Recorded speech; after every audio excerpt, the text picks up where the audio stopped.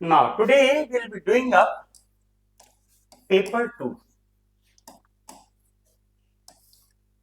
that is Jharkhand.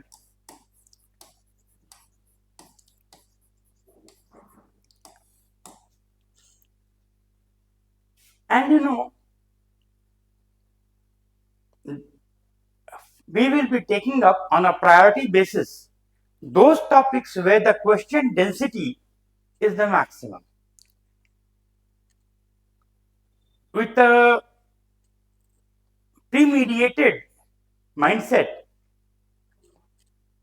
presently I am not taking up the administrative systems of the 8 tribal groups, जो कि पहला part है आपके syllabus का, क्योंकि मैं जानता हूं कि जब तक ट्राइबल्स के बारे में आप नहीं जानेंगे तब तक ट्राइबल एडमिनिस्ट्रेटिव सिस्टम्स के बारे में नहीं जानेंगे। वी कम टू पार्ट 2, और पार्ट 2 में जो सबसे इंटरेस्टिंग सेक्शन है और जिसमें सबसे ज्यादा क्वेश्चंस आते हैं वो है section 3, freedom fighters of Jharkhand. तो we'll be doing everything, no to point about it, but let's begin with this topic. Freedom fighters of Jharkhand.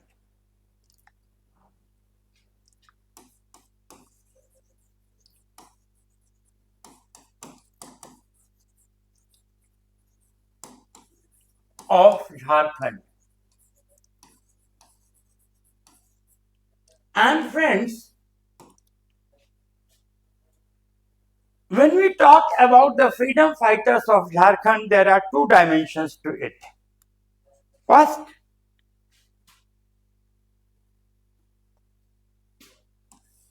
the patriots and martyrs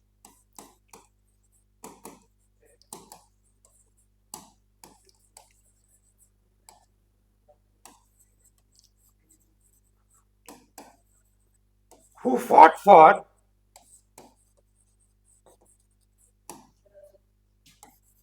in the various tribal revolts,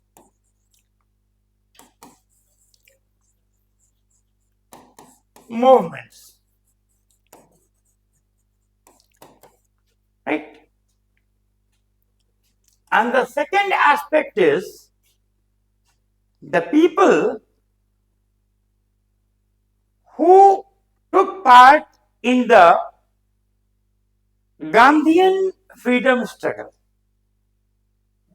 The period of either after 1920, with the launch of the non-cooperation and the Khilafat movement, is typically taken up in Indian history as the period of Gandhian movement.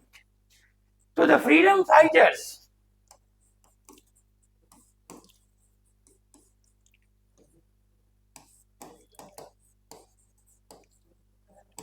who took part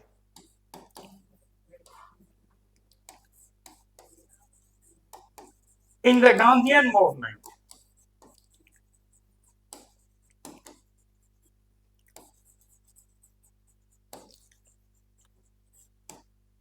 now, first of all, we take into consideration this thing. ठीक है? Clear? And that brings us to a very important aspect, that is the tribal revolts in Jharkhand. Because whatever who are the freedom fighters, whoever are the patriots, were the leaders of these tribal revolts and movements, right?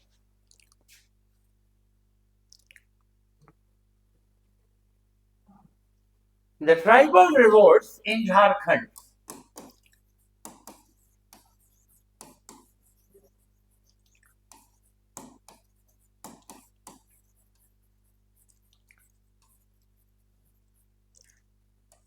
आमतौर पे देखिए यहाँ की प्रवृत्ति ये है कि लोग दनादन 10-20 रिवोल्ट गिना देंगे, इसका नेता ये था, इसका नेता ये था, और इतना कुछ भी नहीं पूछता है। आपको ये तो समझना ही है कि जननायक कौन था, ट्राइबल लीडर कौन था, लेकिन the basic socio cultural and economic dynamics of the tribal movements are very, very, very important. ठीक है? So first of all, let us take into consideration the causative factors of these tribal revolts.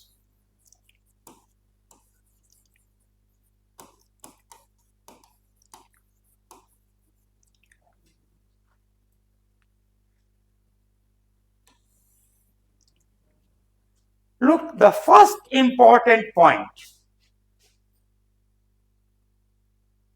is the concept of interplay of central imperialist forces and regional forces for self-independence. This interplay has existed throughout history since times immemorial. So the first important factor is the interplay, और ये interplay किसमें है? Central imperialist forces, तख्त दिल्ली जिसको कहा जाता है, हाँ, not exactly crown, crown तो झारखंड में भी रहता है. देखिए, जो सेंट्रल अथॉरिटी जो भी है, right from the Rigvedic times, Aryans ने डोमिनेट करने की कोशिश की यहाँ के ट्राइबल पॉपुलेशन को, और ऋग्वेद में या ऐत्रेय ब्राह्मण में या सतपथ ब्राह्मण में, है ना, बहुत ही डेरोगेटरी पोर्ट्रेयल हुआ है. अनासा मतलब जिनके नाक दबे हुए हैं. अपीहू मतलब जो कि आर्य देवी देवताओं का के भाषा नहीं बोलते हैं. अदेवा जो कि आर्य देवी देवताओं का पूजन नहीं करते हैं, है ना. तो ऐसे विवरण यहाँ के आदिम जातियों के बारे में ऋग्वेद से ही शुरू हो जाता है. इसके बाद अशोक वो कहता है अपने 13th रॉक एडिक्ट में, पिलर एडिक्ट में, कि अतिविका है, पिछड़े लोग हैं, और इनका सांस्कृतिकरण करने के लिए मैंने अपने धर्म महामात्रास को आदेश दिया है ना. तो समुद्रगुप्त का इलाहाबाद पिलर अभिलेख देखिए, इलाहाबाद पिलर इंस्क्रिप्शन, तो वही झारखंड को डोमिनेट करने की बात है. Not only Jharkhand, all the backyards of the country. तो कहने का मतलब है कि एक सेंट्रल इंपीरियलिस्ट फोर्स हमेशा रही है जो कि कोशिश की है कॉलोनाइज करने की. अच्छा, दूसरा जो है रीजनल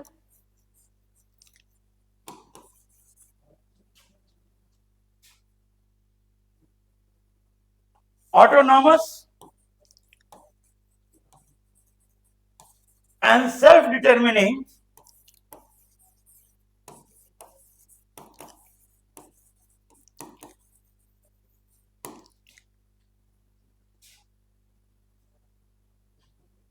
इंपल्स. झारखंड के लोग हमेशा अपने स्वायत्तता, अपने इंडिपेंडेंस के लिए एक संघर्ष किए.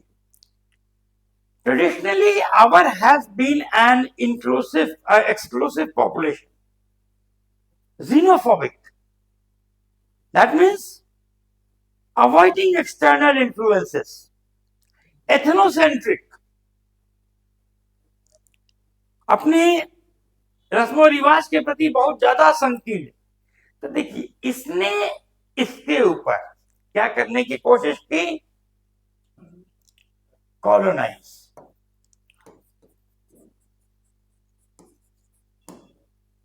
दूसरा डोमिनेट, तीसरा एक्सप्लॉइट.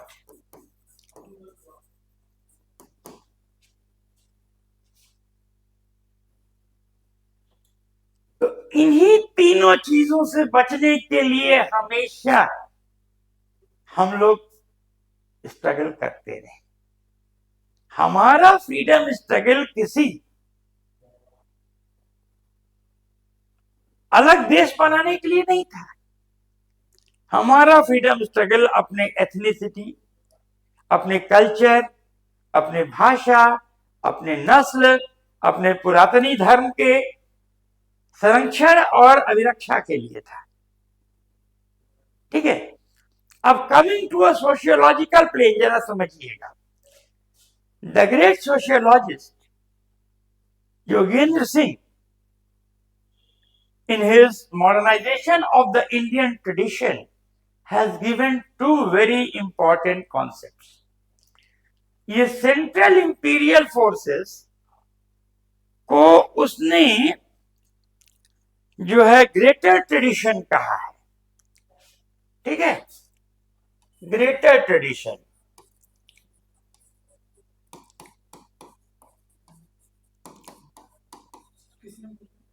अभी हम बता रहे हैं, किताब का नाम दे रहे हैं। इसको उसने लेसर ट्रेडिशन कहा है।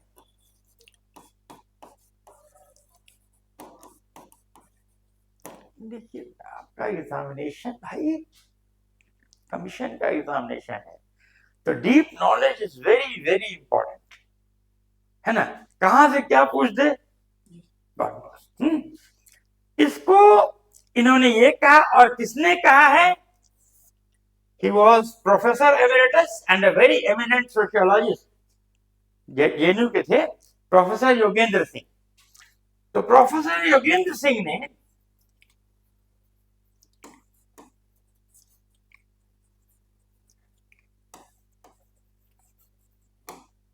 Modernisation of the Indian tradition, बहुत ही फेमस किताब है इंडियन सोशियोलॉजी के लिए, modernisation of the Indian tradition.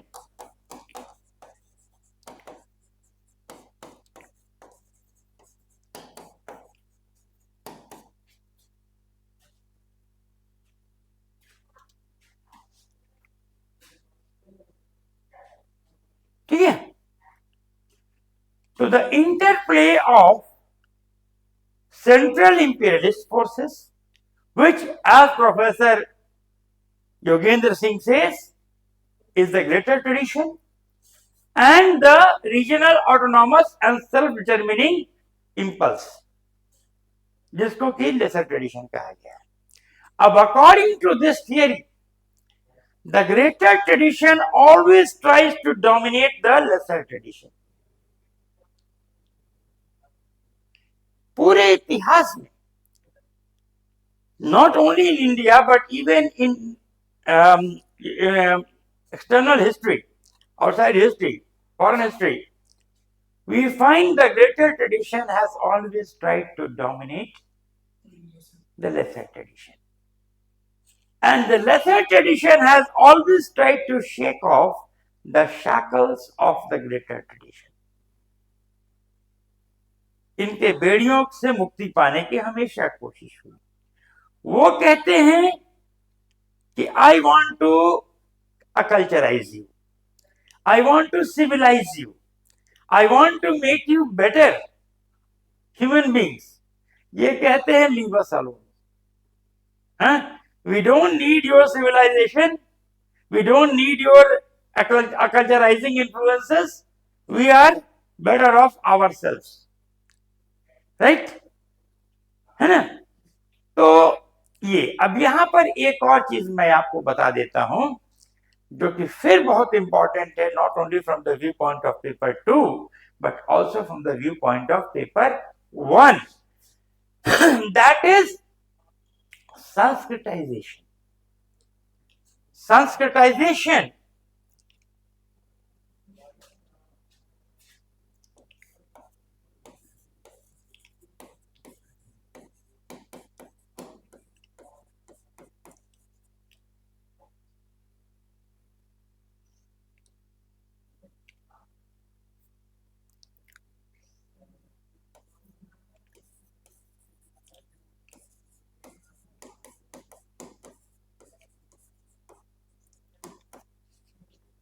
ये कॉन्सेप्ट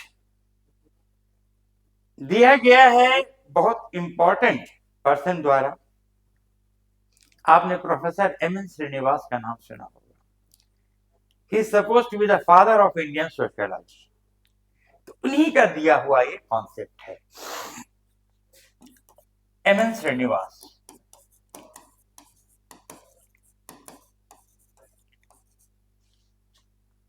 अब under this concept professor Srinivas कहते हैं कि जो प्रबुद्ध संस्कृति होती है उससे निर्बुद्ध संस्कृति कुछ सांस्कृतिक चीजें ग्रहण करती है.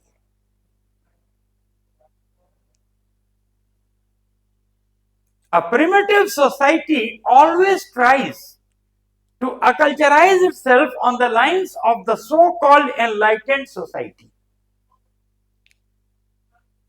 तो फिर यही सेंट्रल इंपीरियलिस्ट फोर्सेस को जो है बेटर इवॉल्व एनलाइटेंड सोसाइटी माना गया. हमारे झारखंड को पिछड़ी संस्कृति माना गया और इसका असर इसके ऊपर कल्चरल डिफ्यूजन से लगातार होता रहा.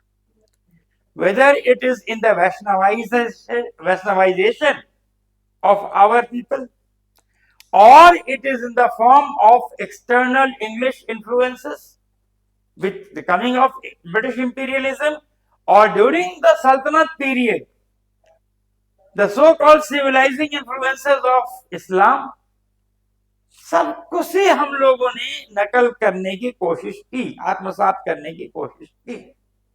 बहुत सी चीजें हमारे आज के जनजातीय समाज के संस्कृति में ऐसे हैं जो कि मौलिक नहीं थी. ये संस्कृताइजेशन के प्रोसेस से ग्रेटर ट्रेडिशन से लिया गया है. And this process of lesser evolve society borrowing the cultural aspects of a higher evolved society is known as the process of cultural diffusion, Sanskritisation और कल्चरल सिंक्रेटिज्म. ये तीनों concept बहुत important है. This process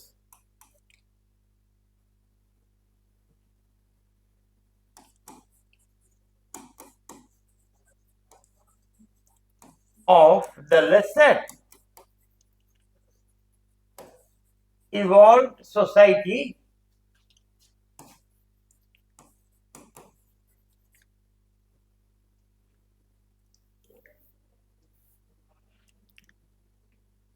social group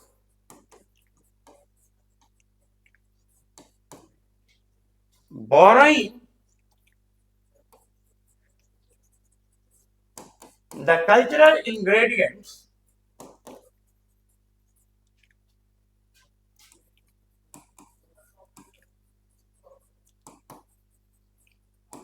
of a higher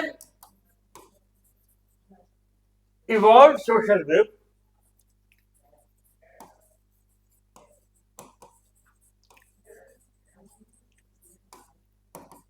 is known as cultural diffusion,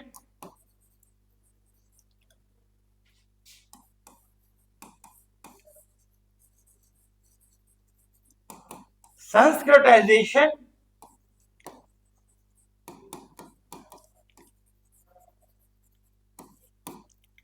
और cultural syncretism.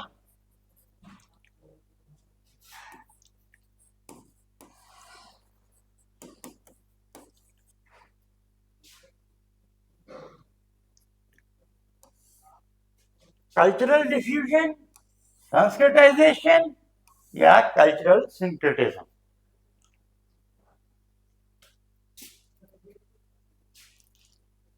ठीक है. तो ये पहला पॉजिटिव फैक्टर है. देखिए, इंस्टीट्यूशनल तरीके से किसी चीज को अध्ययन करना है. मेंस में राजा रानी की कहानी लिखने से कुछ नहीं होगा। एग्जामिनर आपकी मैच्योरिटी देखना चाहता है, क्या एक अच्छा प्रशासक ये बन सकता है। तो the institutional framework, the doctrinal framework of understanding anything is very very important. तो ये रहा, सेंट्रिस्ट फोर्सेस हमेशा कोशिश की झारखंड को दबाने की। झारखंड की प्रवृत्ति हमेशा स्वतंत्र रहने की थी। इसी में ये अंतर्द्वंद होता रहा और so called struggle for freedom होता रहा।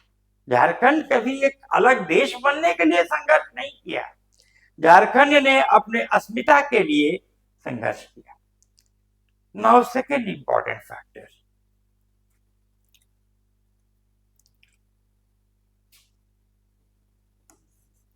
द सबवर्जन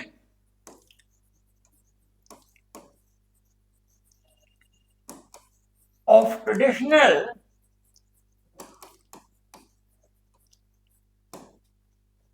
judico-legal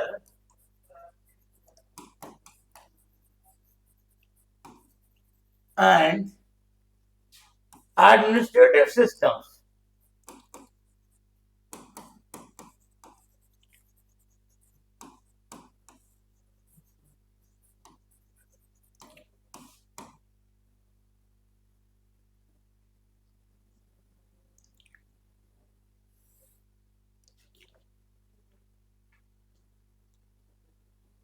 देखिए ये सेकेंड फैक्टर था। Before the advent of the English rule, हमारी जो परंपरागत न्यायिक प्रशासनिक व्यवस्था थी वो अलग अलग समूहों के लिए अलग अलग थी, लेकिन सनातन काल से उनके बीच ये रहती आई थी। जैसे मुंडास में मानकी मुंडा सिस्टम,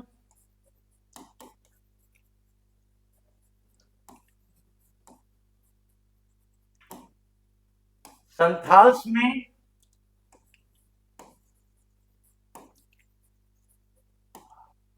माझी परगना सिस्टम,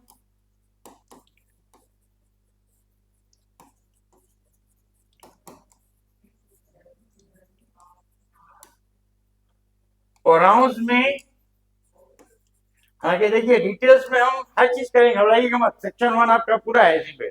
हाँ, ओराउंस में परहा पंचायत सिस्टम,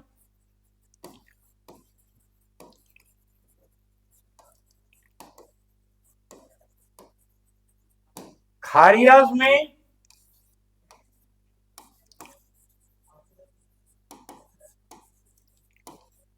ढोकलो सहोर सिस्टम,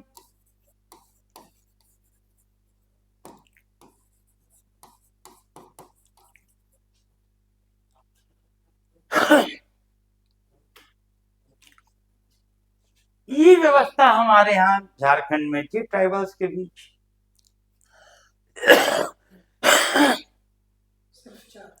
नहीं, और छोटे छोटे जो हैं ग्रुप्स, इनका इन्हीं का ग्रिड था। हम लोग को तो आज करना है सिलेबस में, और 3200 पीवीटीजी का हम एक सिनॉप्सिस आपको देंगे ही देंगे। आप घबराइएगा मत, मेरे क्लास के बाहर फिर कुछ नहीं पूछेगा।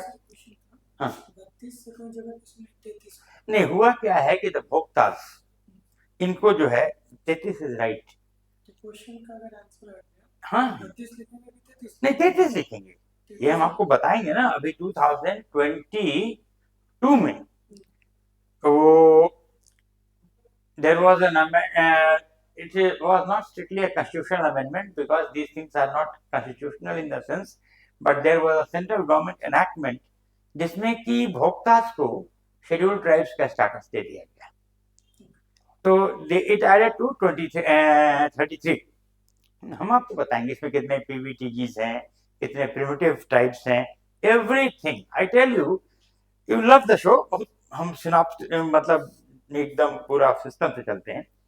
तो ये देखिए, ये 4 मेजर हमारे ट्राइबल ग्रुप्स हैं और इन चारों की व्यवस्था ये थी।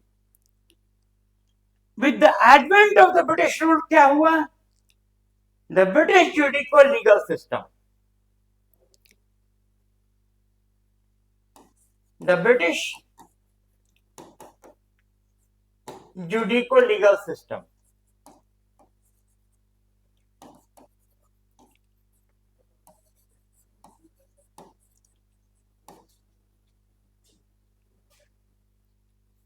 ये इंपोज हो गया।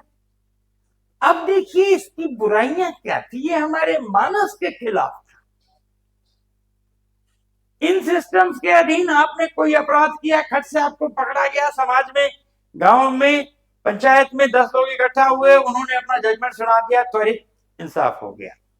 This was time consuming.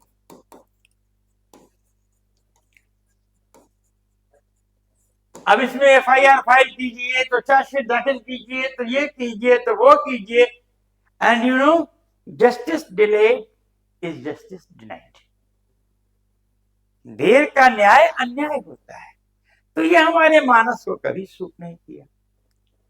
Second thing, it was too procedural.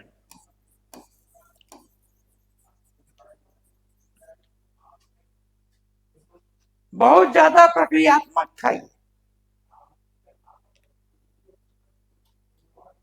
Third thing, it was alien. हाँ, विदेशी था, हमारे मानस के अनुरूप नहीं था, एलियन इन नेचर, है ना।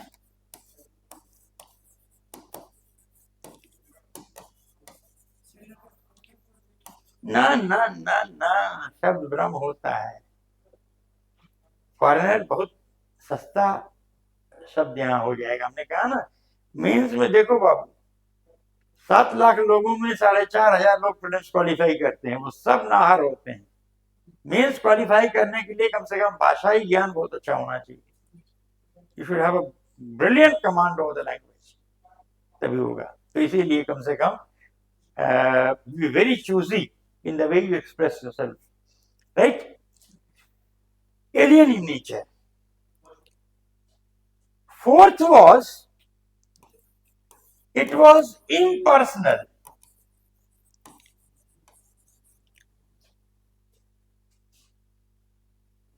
कौन वादी है, कौन प्रतिवादी है, कुछ क्लियर नहीं। It was impersonal.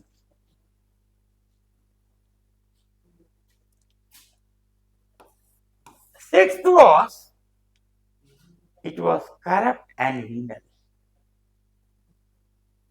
है ना। जो कोर्ट कचहरी में जो होता है आमतौर पे, वही शुरू हो गया। हाँ, corrupt and विनल।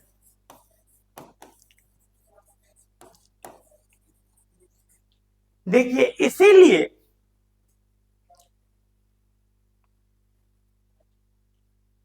Her tribal movement में जो foremost point on the agenda था, वो ये था कि इस सिस्टम को हटाना। बिरसा मुंडा ने एक गाना लिखा था, जो कि मुंडा और गुलान में बड़ा प्रचलित हुआ। काटोंग बाबा काटोंग, रारी काटोंग काटोंग, साहेब काटोंग काटोंग, दीकू काटोंग काटोंग। ओ गॉड, बाबा मतलब God, kill the enemies, kill the Saheb's, kill the outsiders. तो ये वही मुंडा और गुलान में देखिए जो स्लोगन था उनका क्या था, अबुआ राज इते जाना, महारानी राज टुंडू जाना। हमारा राज आएगा, महारानी का राज जाएगा। तो हमारे राज से मतलब यही सिस्टम फिर आ जाएगा। और ये सिस्टम, जो कि एक अभिशप्त, अमानवीय, व्यभिचारी और अत्याचारी व्यवस्था है, ये चला जाएगा। तो the second thing is the subversion of traditional judico legal and administrative systems. The third important factor,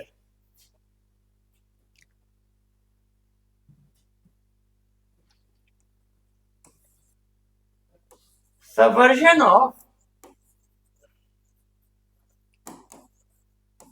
the traditional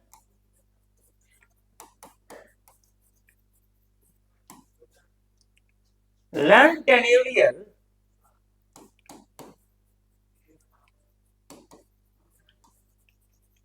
and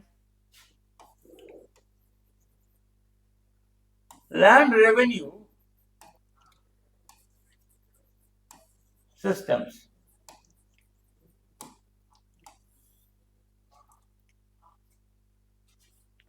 देखिए हमारे यहां अपनी प्राचीन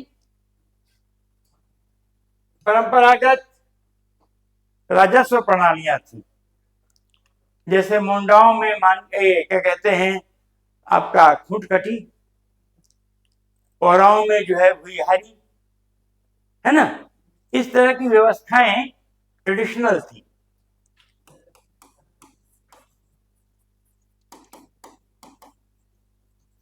रन टेन्योरियल सिस्टम,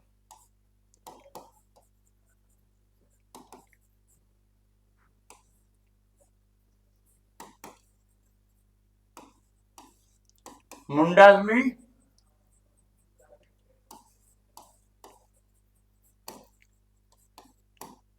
खूंटकटी,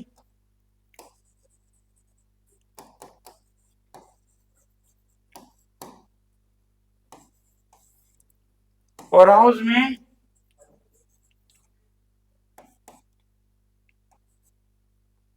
भुईहारी, ये व्यवस्थाएं थी। 1765 में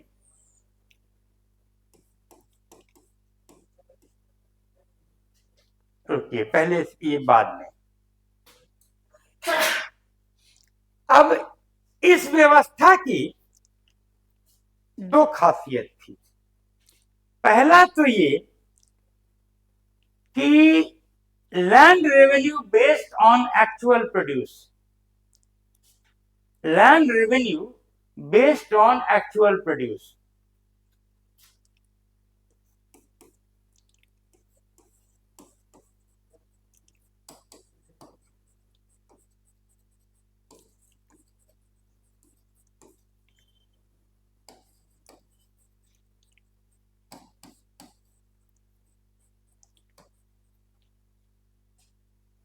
ठीक है,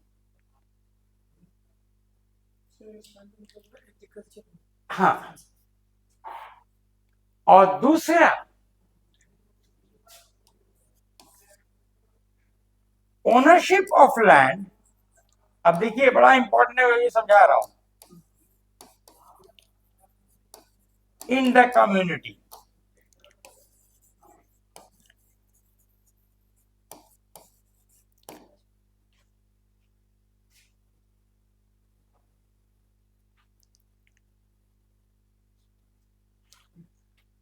तो जो जमीन का जो वास्तविक उत्पादन है, ठीक है, उसी पर लैंड रेवेन्यू लगता है। देखिए मुगल काल में और इंग्लिश पीरियड में दोनों में लैंड रेवेन्यू लगभग 1/3 ऑफ द प्रोड्यूस था। लेकिन मुगल काल में किसान खुशहाल थे, बहुत कम एग्रेरियन रिवोल्ट्स आप मुगल काल में देखेंगे। शाहजहां के समय में तो पूरे 1628 से लेकर 1658 के बीच 30 साल के दरमियान सिर्फ 2 रिवोल्ट ही हुए। पिजन्स के तो कोई नहीं हुए, या एक आध दो चिटपुट टाइप का। तो मतलब किसान खुशहाल था। अंग्रेजों के समय में massive peasant revolts many times a year घटित होते गए। The frequency of peasant revolts during the British period was awful। क्यों? जबकि दोनों ही 1/3 लैंड रेवेन्यू लेते थे। तो इसके पीछे ये था कि ये जो है जमीन पर, मतलब वास्तविक उत्पादन पर लेते थे।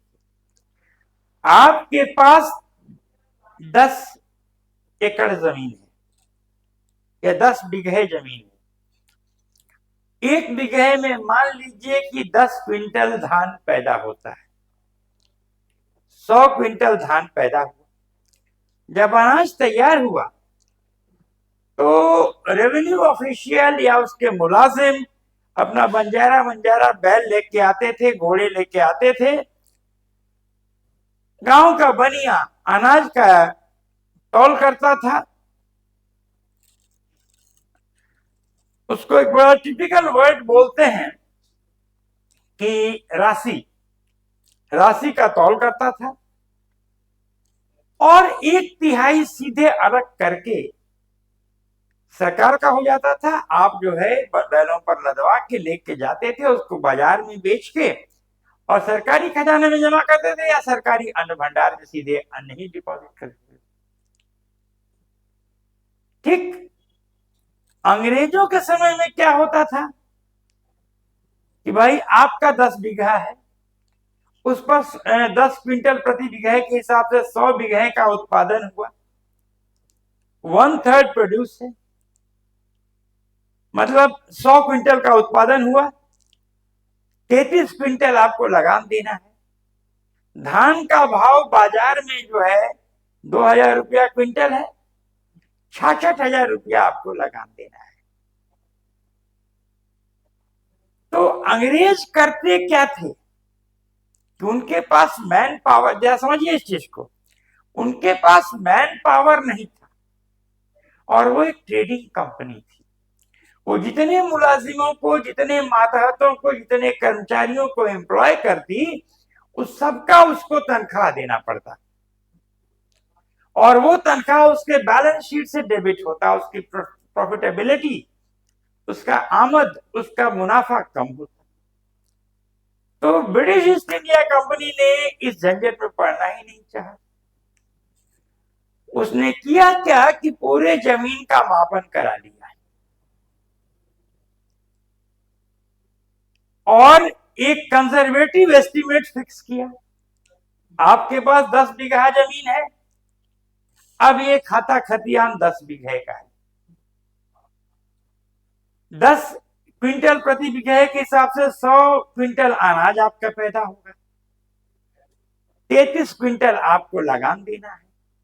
मार्केट रेट के हिसाब से इतना होता है, तो हमको अन्न नहीं चाहिए और न ही ब्रिटिश हुक्मरानी वसूलने आएगी। वो जो टैक्स फार्मर होगा वो उतना लेगा, या जो जमींदार होगा परमानेंट सेटलमेंट के बाद वो जमींदार लेगा। तो फर्क क्या हुआ, पहले भी आप 33 क्विंटल देते थे, अब भी आप 33 क्विंटल देते हैं। फर्क ये हुआ कि पहले ये प्रोड्यूस पे था। इस देश में जहां की हर तीसरे साल दुर्भिक्ष आता है, अकाल आता है, अवर्षण होता है, बाढ़ आता है, अगर भाई फसल नहीं हुआ तो मुगल काल में ये आपको राजस्व देना ही नहीं था, क्योंकि कुछ हुआ ही नहीं। 100 क्विंटल नहीं हुआ, 30 क्विंटल हुआ तो भाई 10 क्विंटल ले जाइए, 1/3। जितना उत्पादन होता था उतना ही केंद्र सरकार देती थी टैक्स। ठीक, लेकिन अंग्रेजों के समय में क्या हुआ कि बर मरे या कन्या, हमको दक्षिणा से मतलब, हमने आपका असेसमेंट कर लिया है, आपका 10 बीघा है, आंधी आए, तूफान आए, आवर्षण आए, बाढ़ आए, आपको 33 क्विंटल का कैश लैंड रेवेन्यू देना है। ठीक, बात समझ रहे हैं? तो इसीलिए किसान मरा। अब जब सूखा पड़ गया, अकाल पड़ गया, तो कहां से वो दे? तो देखिए, ये सिस्टम था land revenue based on actual produce. The English introduced land revenue based on acreage.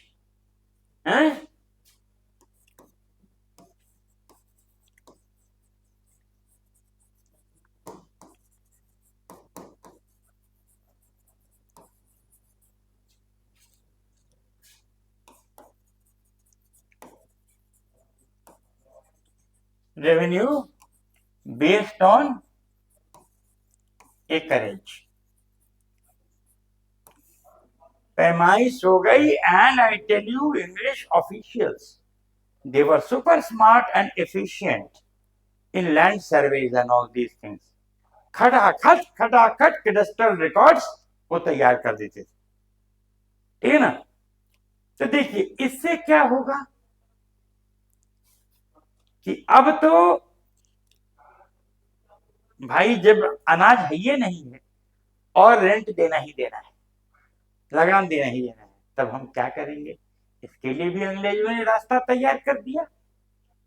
पहले जमीन का स्वामित्व सामूहिकता में था, खूंट में था, किल्ली में था।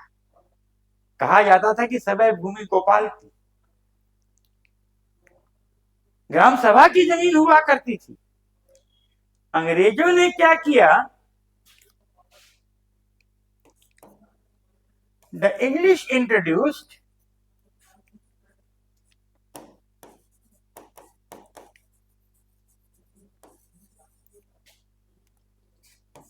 private ownership in land.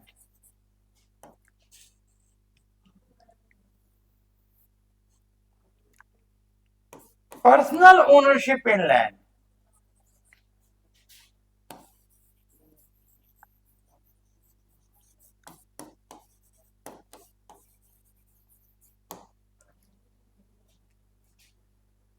ठीक है,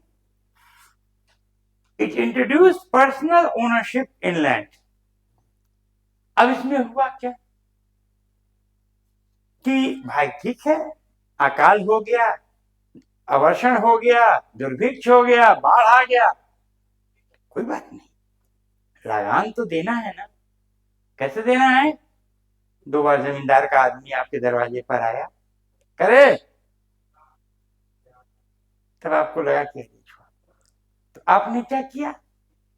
जमीन तो अब मेरी है, अरे 2 कट्ठा निकाल देते हैं भाई। ये जहालत कौन सा है रोज रोज कि वो आके डंडा पीट रहा है दरवाजे पे। आप गए एकदम लकलक धोती कुर्ता पहन के, पान वान दबा के, और गए वहां, लिख लिया, पढ़ लिया, सोच के समझ लिया, मजनून, हाँ, बाकलम खुद रजिस्ट्री कर दी। 20,000 रुपया पाए, रजिस्ट्री किया, मान लीजिए आपने 4,000 का लगान दिया, 16,000 जेब में है ना। अब आप शहंशाह हैं, आप मेहनत क्यों करेंगे? तो ये प्रवृत्ति आ गई। ये 2 चीजें अंग्रेजों ने, और यही एक बहुत बड़ा कारण था यहाँ ट्राइबल अनरेस्ट का, और फॉर दैट मैटर पूरे भारत में किसान के अनरेस्ट का ये बहुत बड़ा कारण था। आप देखेंगे कि हर ट्राइबल रिवोल्ट में झारखंड में one of the foremost causes रहेगा the permanent settlement, alien landlords. ये हमेशा कारण बनता है, क्योंकि ये व्यवस्था ऐसी थी जिसमें किसानों का शोषण होना ही होना था। अब इसका फॉल आउट क्या हुआ जरा देखिए, देख रहे हैं? यहां से ओनरशिप ऑफ लैंड पहले कम्युनिटी में था, the English introduce personal ownership in land. तो deleterious fallouts of this British land revenue policy.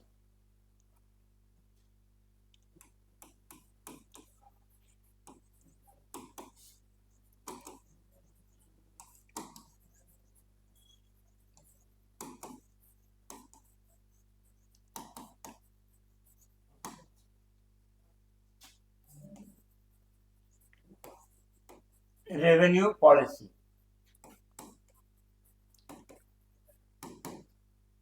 सबसे पहला, अब जमीन तो आपकी है। जब ये आवंटन हो रहा था तो जिसके पास जो था उन्होंने अपना देख के, जो साहब बहादुर के ज्यादा नजदीक था वो ज्यादा जमीन पा गया, कम था कम पा गया, थिंग्स वर मैनेज समहाउ। फिलहाल अब जमीन आपके नाम की है, जब मौका लगा आप जाके 2 कट्ठा बेच देते हैं। तो एक आदमी की जमीन आपकी कई लोगों के हाथ में चली गई, जिसके पास जो पैसा उपलब्ध था आपने उसको बेचा, ठीक। इसके बाद मान लीजिए आपके 3 लड़के हो गए, तो आपकी जमीन अब 3 टुकड़े में हो गई। पहले तो जमीन अखंडित थी ना भाई, पूरे गांव की जमीन थी, एक जमीन थी। अब जमीन के टुकड़े टुकड़े हो गए, ठीक। तो फ्रैगमेंटेशन ऑफ लैंड, जमीन कई खंडों में हो गया, एक ही जमीन।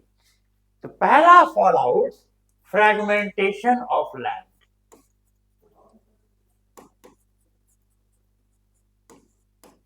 ये चीज समझ गए ना? अब फ्रैगमेंटेशन ऑफ लैंड से क्या हुआ? स्मॉलर लैंड होल्डिंग्स, 6 कट्ठा 8 कट्ठा 10 कट्ठा की होल्डिंग्स रह गई। स्मॉलर लैंड होल्डिंग्स,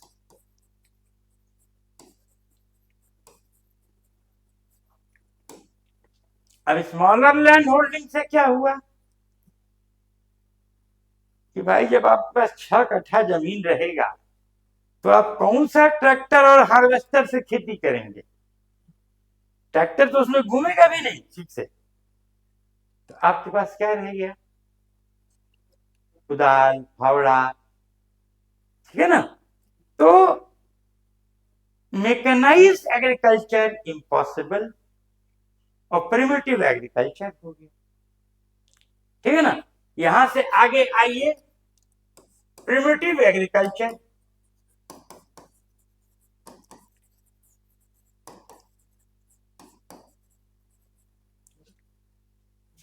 क्यों? क्योंकि मैकेनाइज्ड एग्रीकल्चर इम्पॉसिबल।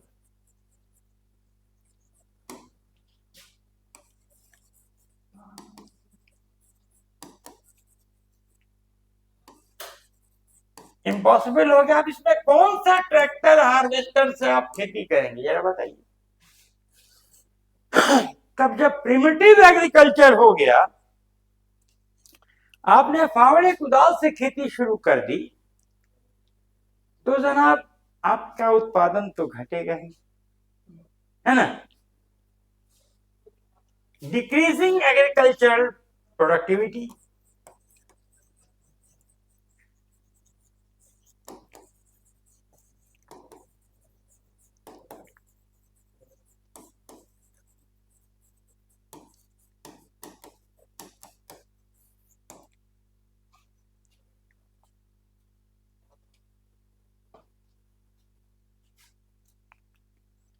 अब जब ये होगा तो क्या होगा?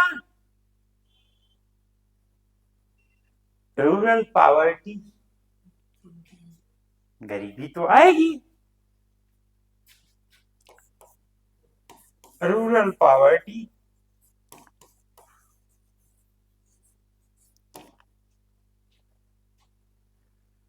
और जब रूरल पॉवर्टी आएगी तो क्या होगा? क्राइम नहीं बढ़ेगा, कर्ज बढ़ेगा और महाजनी व्यवस्था बढ़ेगी। फिर देखिए झारखंड के हर ट्राइबल रिवोल्ट के पीछे ये सूदखोरी एक फैक्टर रहा है। ये कितना अभिशप्त प्रथा था, इस बात से समझ लीजिए कि शिबू सोरेन के पिता सोबरन सोरेन की हत्या भी सूदखोरों ने ही, महाजनों ने किया था। It runs in the family. और अपने शुरुआती संघर्षमय जीवन में शिबू सोरेन का जो सबसे बड़ा एजेंडा था वो महाजन थे, महाजनी व्यवस्था। समझ गए ना? तो इससे क्या होगा? इससे rural indebtedness,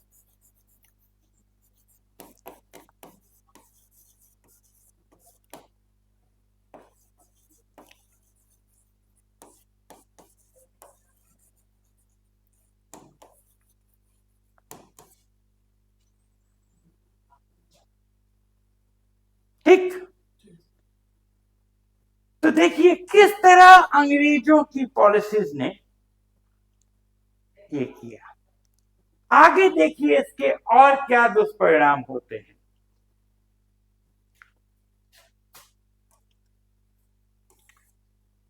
Passing of agricultural land from the agrarian to the non-agrarian classes. Passing of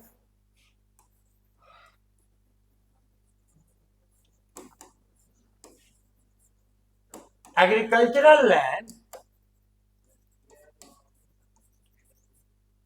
from the agrarian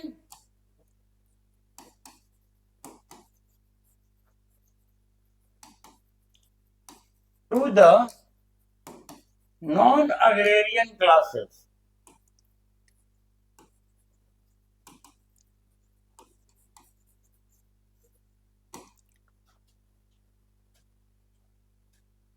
भाई, जमीन कौन खरीदेगा? जिसके पास पैसा रहेगा। और पैसा किसान के पास कहाँ रहता है ना? वो तो भाई साहूकार के पास रहेगा, बनिया के पास रहेगा, जमींदार के पास रहेगा। तो जो आदमी की नैसर्गिक प्रतिभा खेती की थी, उसके पास जमीन नहीं। और जो लोग खेती को एक महज शगल के रूप में देखते थे कि बस जमींदारी खरीद ली, जगह जमीन खरीद लिया, खेती खरीद लिया और वहां कागजात बैठ के मुजरा सुन रहे हैं, उनके पास जमीन आ गई। इससे भी एग्रीकल्चरल रिटर्न्स कम हुए। अरे भाई, खेती किसान ना करना जानता है, हैं? वो तो मुंशी प्रेमचंद ने शतरंज के खिलाड़ी कहानी में लिखा है कि वाजिद अली शाह का जमाना था, लखनऊ में साहबजादों का आलम था, और नवाबजादे पूछा करते थे, अमा मियाँ आम का पेड़ बड़ा होता है कि गेहूं का? अमा मियाँ आम का पेड़ बड़ा होता है कि गेहूं का? तो उनको आम और गेहूं के पेड़ के बीच फर्क नहीं था। तो ऐसे लोग क्या खेती करें, है ना? तो समझ रहे हैं ना? डिक्रीजिंग एग्रीकल्चर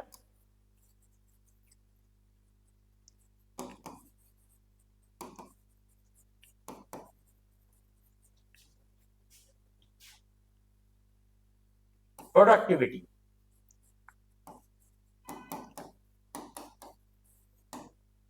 समझ में आ रहा है ना? नाउ अब तीसरा इसका खतरनाक फॉलोआउट देखिए जरा। परमानेंट सेटलमेंट 1793 में लागू कर दिया गया। उसके पहले भी टैक्स फार्मिंग सिस्टम, कंपनी ने दीवानी राइट्स, है ना,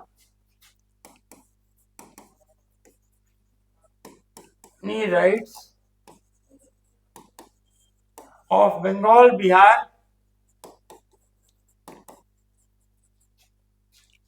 एंड ओडिशा 1765 में by the treaty of Allahabad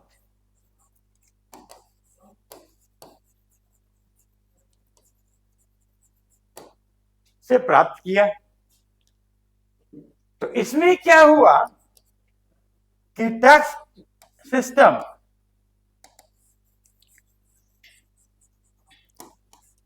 till 1793 company ने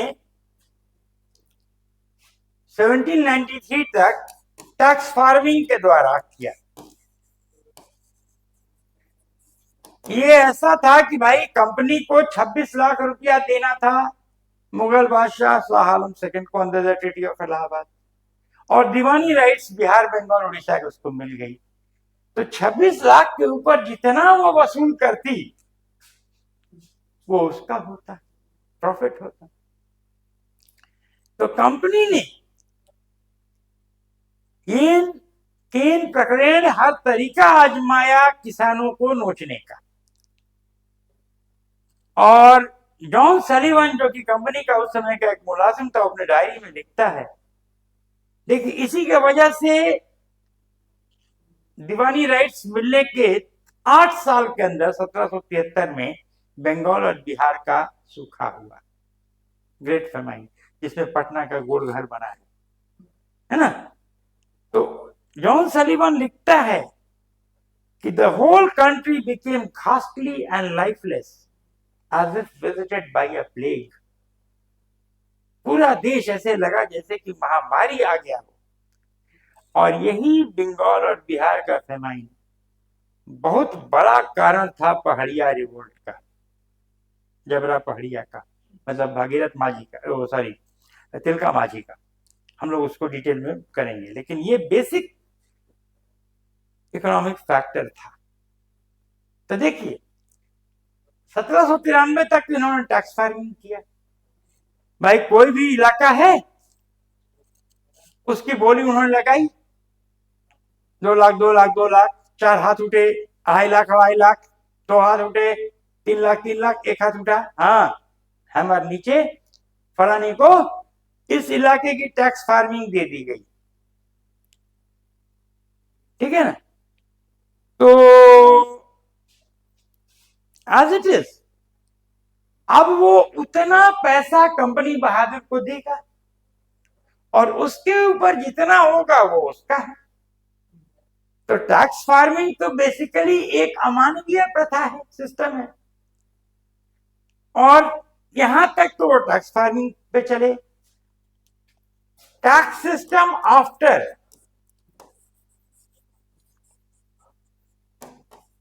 1793 ये परमानेंट सेटलमेंट के अधीन हो गया।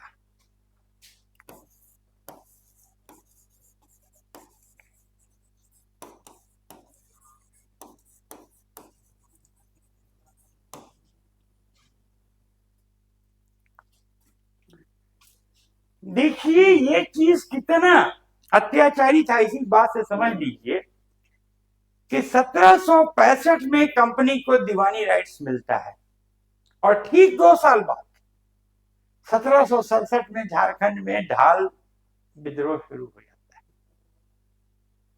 2 साल भी नहीं लगे, समझ लीजिए ये कैसी त्रासदायक व्यवस्था थी।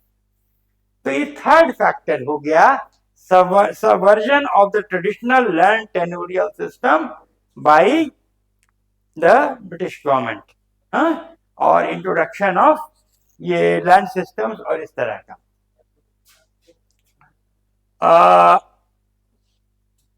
चौथा factor is again very very important,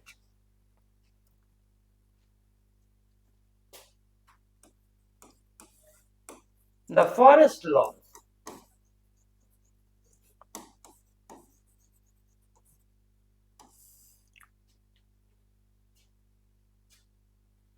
Jharkhand का नाम ही जंगलों पर पड़ा है और झारखंड की का समझ लीजिए कि धरोहर ही जंगल है। जब अंग्रेज काबिज हुए तो वक्त वक्त पे उन्होंने कई फॉरेस्ट लॉज लगाए, जिसकी वजह से जंगली उत्पादों पे जो यहाँ की जनजातियां थी, they lost the proprietary rights over forest produce. Now, since the dawn of history, the people of Jharkhand, especially the tribal population of Jharkhand, it had been surviving in the jungles on wood, twigs, leaves, forest produce like mahua, tasar, lak, and myriad other things. Animal hunting. The forests were the end all and be all of the tribals of Jharkhand. लेकिन आप अपने agriculture में भी पढ़े होंगे, in 1865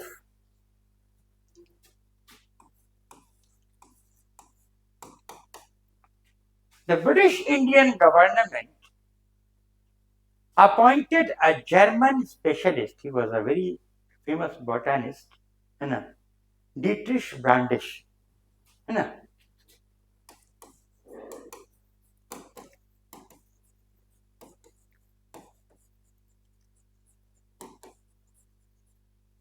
as the director of forests.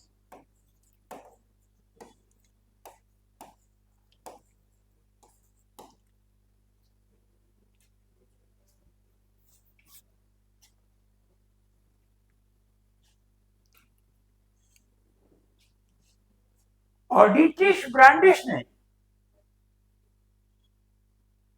पहला Indian forest act पारित कराया 1868 में।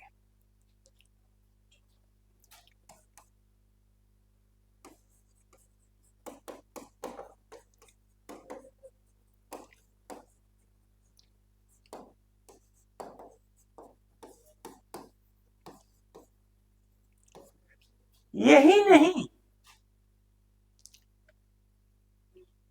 इसके पहले भी समय समय पर numerous excise laws were enacted and forest laws were enacted to prohibit the tribal population, the people of the forest, from availing forest produce. ठीक है, several excise laws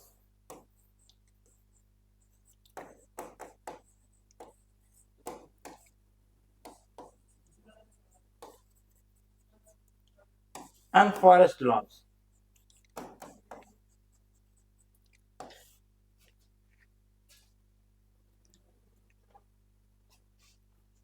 देखिए,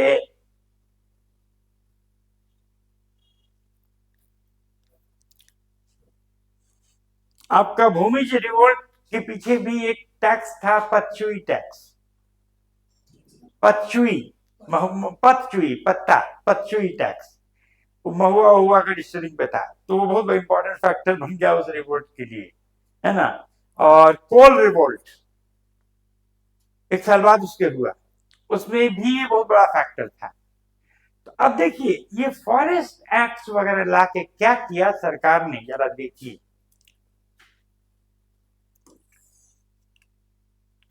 फर्स्ट, deprived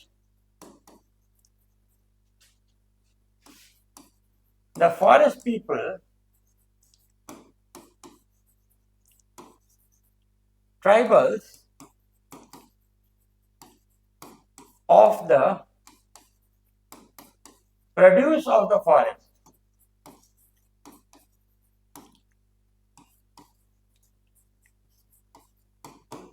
ठीक,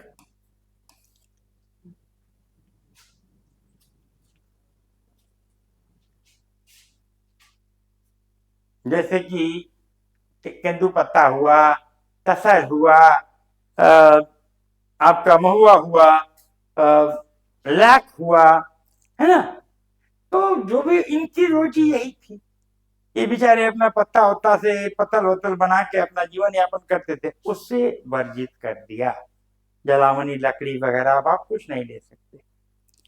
दूसरी चीज जो इसका सबसे बुरा चीज हुआ, वो ये हुआ बैनिंग ऑफ शिफ्टिंग एग्रीकल्चर। जो झूमिंग था, ये ट्राइबल्स का आदिम परंपरा था खेती करने का, कि जो है वो अपना एक जगह जाके एक आध एकड़ जंगल, तो प्रिस्टाइन वर्जिन लैंड होता था, उसमें ह्यूमस कंटेंट बहुत ज्यादा होता था, और उस पर खेती करते 10-5 साल बाद, 10-20 साल बाद जब उसकी उर्वरकता खत्म हो जाती थी, तो वो आगे बढ़ के फिर उतना क्लियर करते थे और वो नेचुरली डिजेनरेट कर जाता था। तो द रिजेनरेटिव वेजिटेटिव प्रोसेस जिसको आप कहते हैं फॉरेस्ट्री में, वही था। तो झूमिंग एग्रीकल्चर को बैन कर दिया। बैनिंग ऑफ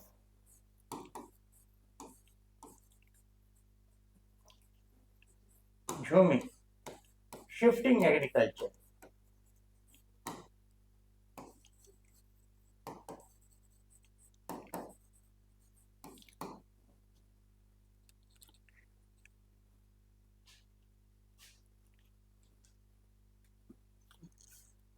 तीसरी चीज, अपने तो आदिवासियों को रोक दिया जंगल काटने से।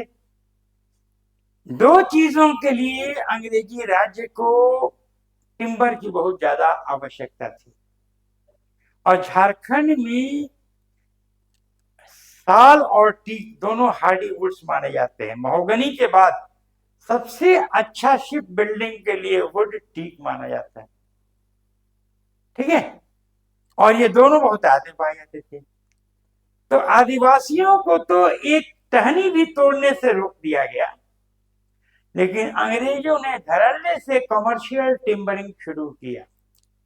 क्योंकि रेलवे 1853 में आ गया था, रेलवे के स्लीपर्स के लिए और शिप बिल्डिंग के लिए इनको दोनों हार्ड वुड चाहिए था, साल और teak.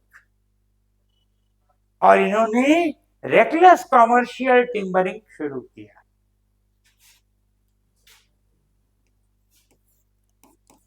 Reckless commercial timbering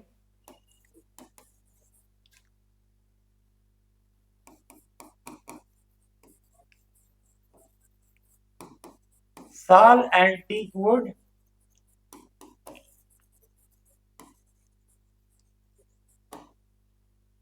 for railway sleepers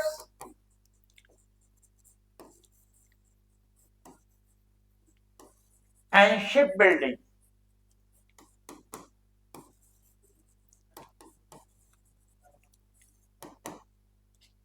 अब देखिए ये चीज,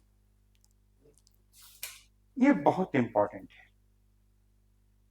आदिवासी पेड़ों को काटते नहीं थे जब तक बहुत मजबूरी ना हो, और वो भी वो हरे पेड़ नहीं काटते, जलावन की लकड़ी के लिए टूटी फूटी टहनी वगैरह यही सब काटते।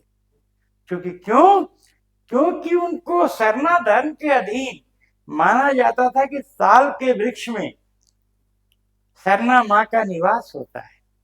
गांव के अखरा में साल की झुरमुट होना जरूरी है।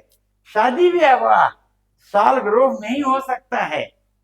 देसौली बोंगा साल के ही झुरमुटों में निवास करते हैं। देसौली बोंगा एक भगवान होते थे, हम लोग बात करेंगे कड़ाई मत टाइपोलॉजी पे, ठीक है। तो ये पेड़ इनके लिए बहुत पवित्र था, और अंग्रेज इसकी टहनी तक नहीं छूने देते थे आदिवासियों को। एक तो उनके धार्मिक संवेदनाओं पर चोट पहुंचा, इसके बाद उनकी रोजी पर चोट पहुंची, लेकिन अपने वो धड़ाधड़ हजारों हजार किलोमीटर जंगल काट दिया करते थे। तो ये नागवार गुजरेगा कि नहीं गुजरेगा कि हमारी संपदा, हमारी भूमि। अच्छा, आप तो एग्रीकल्चर के हैं, साल का बोटानिकल नेम क्या होता है? शोरिया रोबस्टा। शोरिया रोबस्टा आपका नेशनल फ्लावर है भाई, नेशनल ट्री है झारखंड का। हाँ, याद रखिएगा, शोरिया रोबस्टा।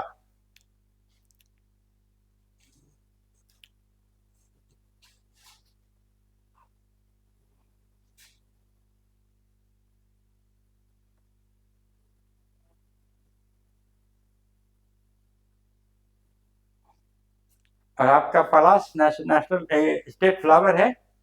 हाँ, पलाश। इसका botanical name Bhutia monosperma. Bhutia monosperma.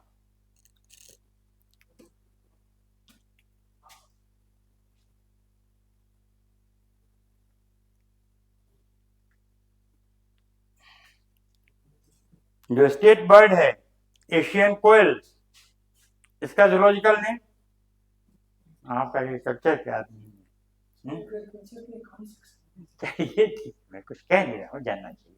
हाँ, देखिए, यूडेनामिस, EUDYNAMYS, यूडेनामिस,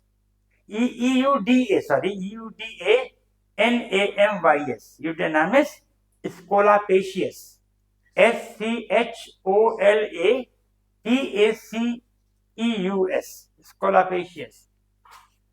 और स्टेट एनिमल एलिफेंट है, इसका होता है एलिफस मैक्सिमस। चारों चीज दिमाग में रखिएगा।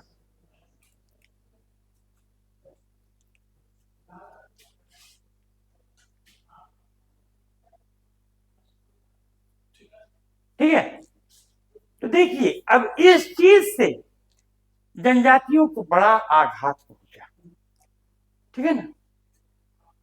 लेकिन इससे भी ज्यादा बुरा उनको तब लगा जबकि ये पेड़ प्राकृतिक जंगलों को काट के, है ना, मोनोकल्चर प्लांटेशंस लगाने लगे। सैकड़ों किलोमीटर इक्विलिप्टिस, सैकड़ों किलोमीटर साल एक साथ। अब आप जानते हैं, अगर फॉरेस्ट्री का आपको आइडिया है कि सस्टेनिंग नहीं होते हैं। हाँ, रिप्लेसमेंट ऑफ नेचुरल फॉरेस्ट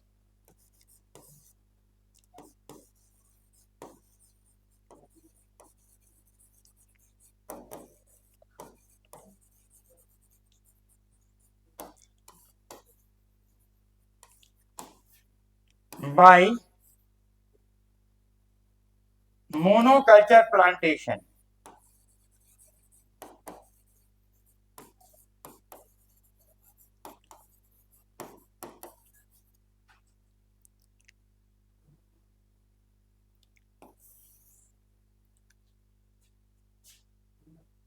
ठीक है, तो these forest laws plays a very important role in inciting our tribal rebellion.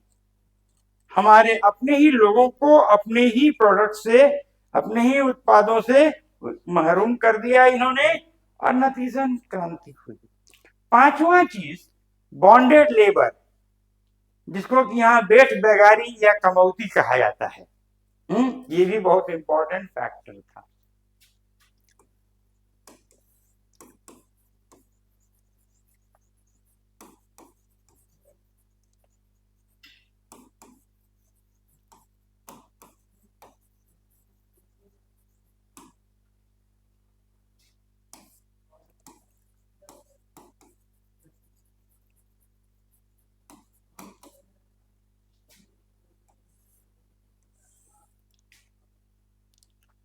देखिए, with the English rule came the civil contractors, ठीक है, और इन्होंने हमारे यहाँ के जनजातियों को बहुत कम पैसा देके उनसे काम करना शुरू किया, और ये मुंडा उन्मूलन में भी बहुत बड़ा फैक्टर था।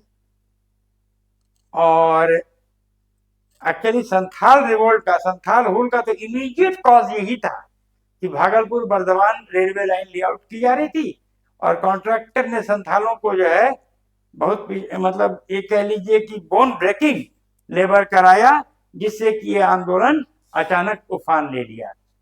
तो ये इसको कमौती या बेटबेगारी कहा जाता है।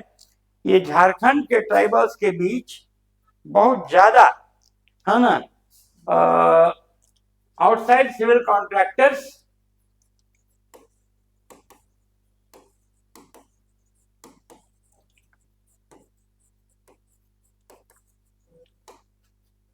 इन्होंने किया। देन महाजनी सिस्टम, अभी हमारी बात हो ही गई है आपसे, ये यूसरस रेट ऑफ इंटरेस्ट पे पैसा देते थे और यहाँ के आदिवासियों के जगह जमीन जो है ये लिखवा लेते थे, ठीक है ना। महाजनी system,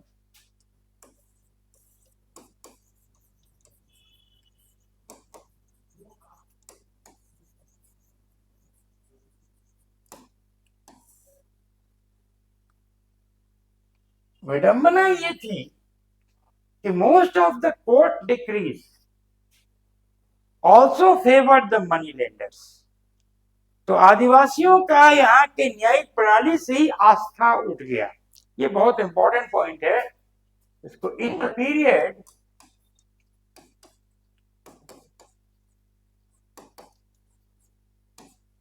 (1790 to 1850), most of the court decrees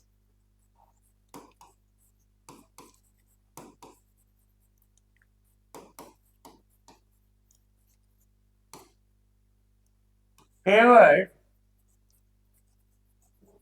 the money lenders.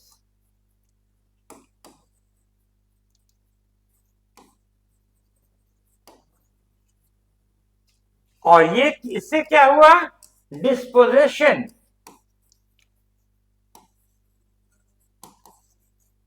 Of the land of the tribals. क्यों, तो देखिए हर ट्राइबल रिवोल्ट के अपने अलग अलग विशेष कारक हैं, लेकिन ये जनरल फैक्टर्स थे। Then we come to the Christian missionaries. देखिए, चाहे वो साफाहोर मूवमेंट हो संथाल्स का, चाहे वो खरवार मूवमेंट संथाल्स का हो, चाहे वो मुंडा उलगुलन हो, चाहे वो सरदारी या मिल्की मूवमेंट हो, चाहे वो ताना भगत मूवमेंट हो, चाहे वो हरि बाबा मूवमेंट हो, they were all focused on the activities of Christian missionaries.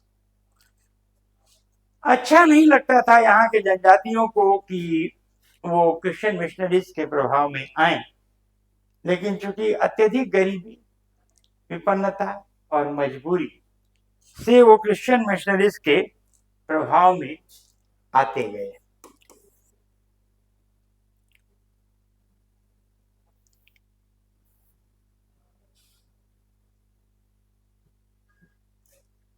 Seventh, work of Christian missionaries.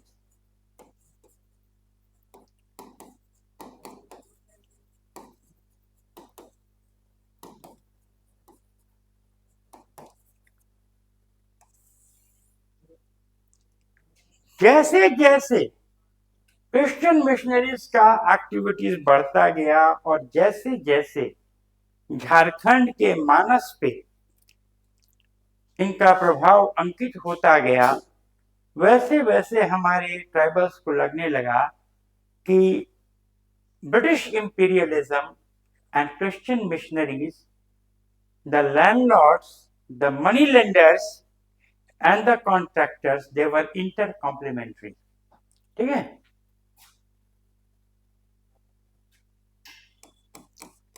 the Christian missionaries,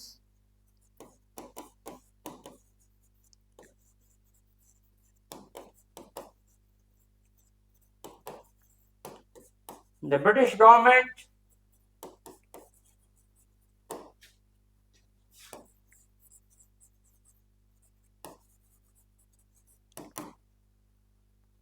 the alien landlords,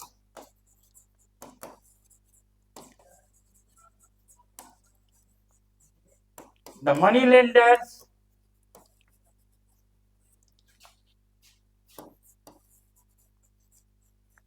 and the contractors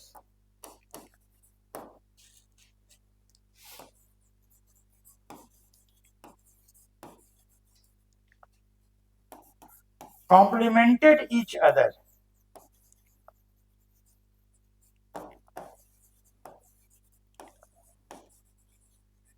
एक दूसरे को कॉम्प्लीमेंट करते थे,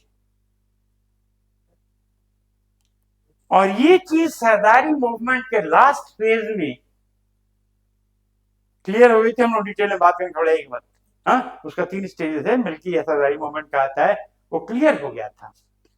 तो आदिवासियों को लगा कि नहीं, ये जो है मुख में राम बगल में छुरी, ये Christian missionaries are out to undermine our basic culture and religion.